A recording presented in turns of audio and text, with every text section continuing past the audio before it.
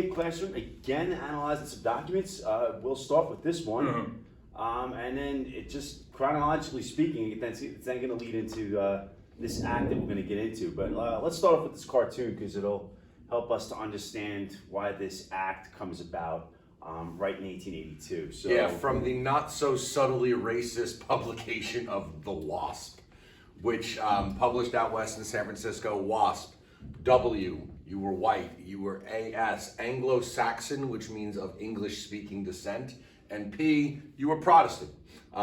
You were a Christian denomination, but you were not Catholic because Protestants did not particularly like Catholics. You were white, Anglo-Saxon, Protestant. So I know you like to start off with historical context. So it's Yep. March 31st, 1882. You already established that this publication was on the West Coast. Yep. So we're talking San Francisco here. What's going on? We got Industrial Revolution is in full throat. We've got immigrants coming to the United States. I mean, we got a lot going on out east, but particularly in the West. 1882.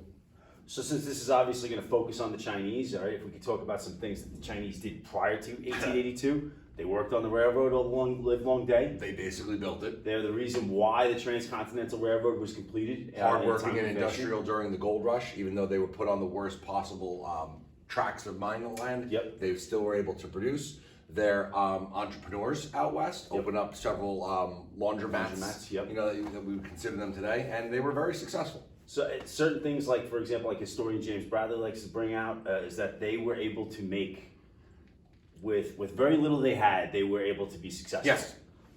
Which, when it looks like you're set up to fail and you're not failing, and time again, you're successful, well, something must be up. Yep. People are going to look at you differently. Something that. But what weren't they? They weren't white. No. They weren't English speaking. Right. And they weren't Protestant. Which just makes them an even more. It was like the trifecta of being discriminated against by nativists. So something you pointed out that I wasn't able to see without my glasses beforehand. The white labor destroyer. Yep. Right, that was one of the things they were accused of, destroying white labor, taking away jobs from white people. Willing to work for less pay. Yep. What else do we have? They're in the Capital stocks. Yeah, Yep. they're in the stocks. The old stockades. like colonial times. He's in the stocks. The lock is actually being locked up by the U.S. Senate. So something must be going on in the Senate. Maybe they're potentially debating some sort of new law involving the Chinese. And when I'm looking at the fact that the Senate's in the legislature, is over in the legislative branch, L for laws, I'm thinking that something is going to impact the Chinese in a negative way. Yeah, we've got Colombia, the female representation of America. We have some gentleman here with a rolled up scroll in his hand. I'm assuming that is some sort of bill. I'm assuming he is some sort of legislator in the American government. So that's March 31st, 1882. And a bunch of people in the background seem to be celebrating. Yes. And they all appear to be white. Yep. White men, specifically. So, what comes of this? Well, we're now at May 6th, 1882. 2 months later. Chinese Exclusion Act. Now, of course, the title alone is going to give you a good idea of what this is going to be about, especially with, you have this anti-Chinese feeling taking place in this this particular image. The Chinese are going to be excluded, just in case you're confused on that word. So, let's take a moment. I guess I'll read this part right here, then we'll get into the different sections. All right, so this is going to be an act to execute certain treaty stipulations relating to the Chinese. Whereas, in the opinion of the government of the United States, the coming of Chinese laborers to this country endangers the good order of certain localities within the territory thereof. Therefore, be it enacted that from and after the expiration of 90 days next after the passage of this act, and until the expiration of 10 years next after the passage of this act, the coming of Chinese laborers to the United States be suspended. And during such suspension, it shall not be lawful for any Chinese laborer to come or having so come after the expiration of said 90 days to remain within the United States. All right. I'm seeing Chinese. Yep. I'm seeing laborers. Yep. I'm seeing words such as suspension.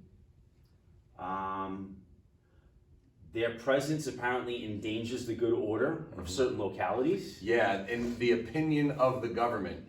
Now, the government was also part of a massive propaganda campaign of being prejudicially, negatively biased towards the Chinese, showing them depicted as rat eaters, as heathens, as a lot of the images from this time period on the Chinese are not very positive. Less than human-like, dragons, monsters. There is even an octopus one.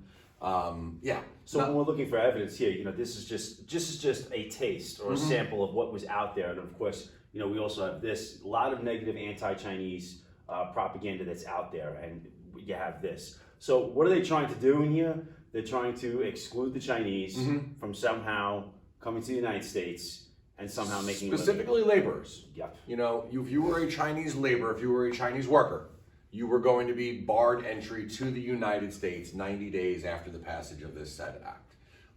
If you were a student, you were still being allowed in, essentially. But most of the Chinese coming here were laborers. Perfect. All right, let's continue on. So we have section 2. That the master of any vessel who shall knowingly bring within the United States on such vessel and land or permit to be landed any Chinese laborer from any foreign port or place shall be deemed guilty of a misdemeanor, and on conviction thereof shall be punished by a fine of not more than $500 for each and every such Chinese laborer so brought, and may also be imprisoned for a term not exceeding 1 year. So now we have a repercussion if you start to bring in Chinese laborers. Yeah, so now you own a ship. Vessel. You own a ship, Yep. and you are bringing in Chinese laborers. You're going to be found guilty of smuggling. Yep. We see this today. A lot absolutely. of people who are human trafficking, bringing people illegally into the United States, and for everyone you're bringing in, that's a $500 fine in 1882.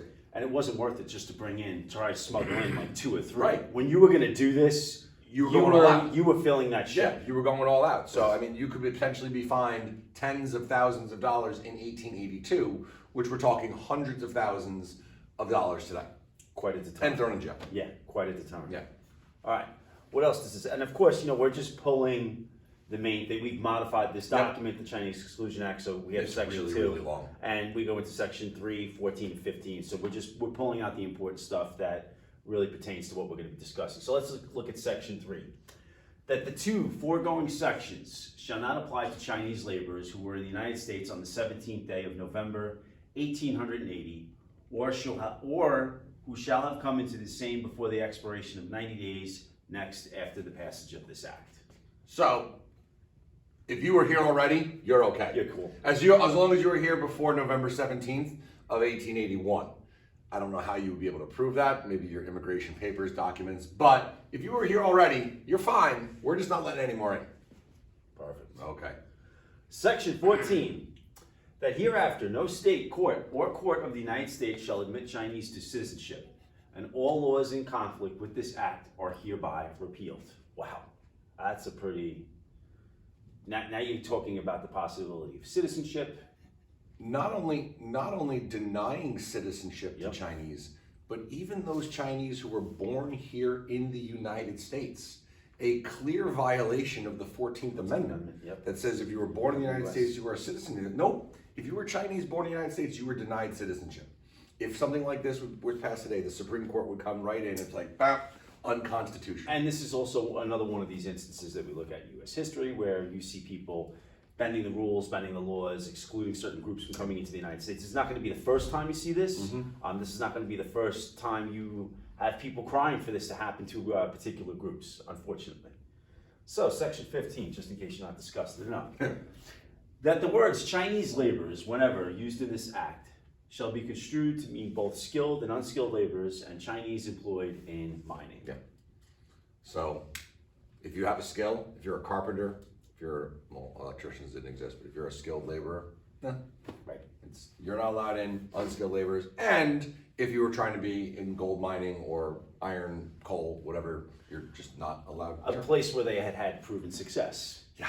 You look at, for example, gold mining. We've looked at sources before where it's like, out there they had to pay a certain tax on many things.